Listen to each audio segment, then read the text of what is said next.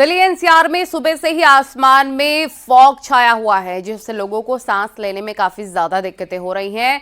दिल्ली के अलावा गाजियाबाद, नोएडा का भी यही हाल है, जहां पर स्मॉग की वजह से विजिबिलिटी भी लो है। साथ ही लोगों को सांस लेने में भी काफी दिक्कतें हो रही, हेल्थ इश्यूज भी आ रखे हैं।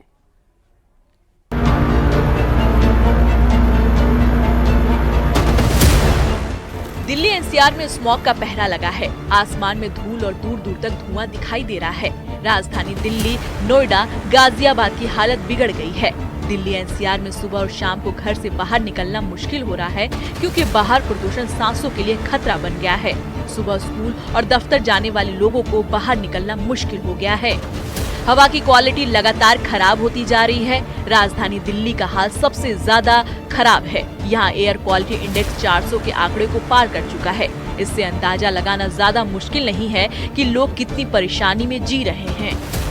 दिल्ली में प्रदूषण लगातार बढ़ता जा रहा है और हवा जहरीली होती जा रही है। दिल्ली ने दिवाली तो बना ली और उसके बाद अब 2 हफ्ते हो गए हैं, फिर भी जो AQI है वो खराब श्रेणी में है और जो हवा है वो लगातार जो है वो खराब होती जा रही है। इस वक्त मैं इंडिया गेट पे मौजूद हूँ और एक बार मैं आपको दिखाना चाहूंगी कि विजिबिलिटी आप देखिए ना के बराबर है और इसी तरीके से जो स्मॉग की चादर है वो छाई हुई है और अभी कुछ दिनों तक भी ये मंजर जो है ऐसे ही देखने को मिलेगा, क्योंकि जो हवा है वो 3 हफ्ते हो चुके हैं दिल्ली की इसी तरीके से खराब श्रेणी में जा रही है। अब सवाल ये उठता है कि जब हवा खराब श्रेणी में थी तो अहम कदम भी उठाए गए थे, ग्रैब 2 भी लागू किया गया था, उसके बाद भी जो है दिल्ली गैस चैम्बर में क्यों तब्दील है? तो दिवाली से पहले ही AQI जो था वो खराब श्रेणी में था, 900 के करीब था और उसके बाद जब लोगों ने आतिशबाजी की तो उसके बाद जो AQI है वो काफी खराब श्रेणी में चला गया। सड़क पर विजिबिलिटी बेहद कम है। पूरा एनसीआर स्मॉग और कोहरे की चादर में घिरा है। अब जरा अलग अलग इलाकों का हाल जान लेते हैं। दिल्ली के आनंद विहार में एयर क्वालिटी इंडेक्स 413, आर्यन नगर में 428, जहांगीरपुरी में 399 को छू रहा है। वहीं नोएडा में 361, ग्रेटर नोएडा में एयर क्वालिटी इंडेक्स 371 पार कर चुका है। गाजियाबाद में मोहन नगर में 429, तो वहीं इंदिरापुरम में 411 पर प्रदूषण का लेवल पहुंच चुका है।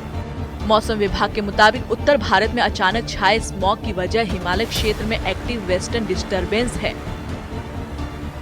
ग्रेटर नोएडा का एयर क्वालिटी इंडेक्स 350 के आसपास दर्ज किया गया है। मैं कैमरामैन से रिक्वेस्ट करूंगा सबसे पहले आपको तस्वीरें दिखाएं। आज की तस्वीरें बेहद भयावह हैं।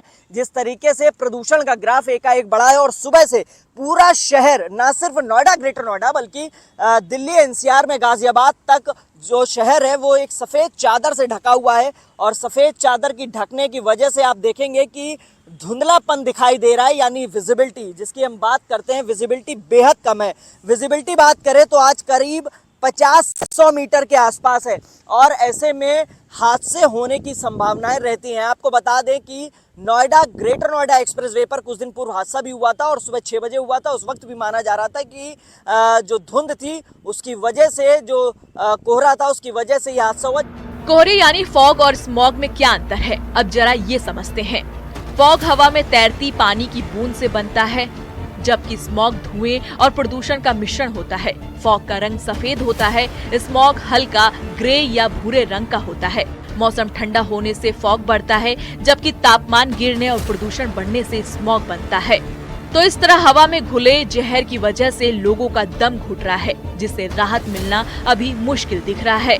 Bureau report, news 18।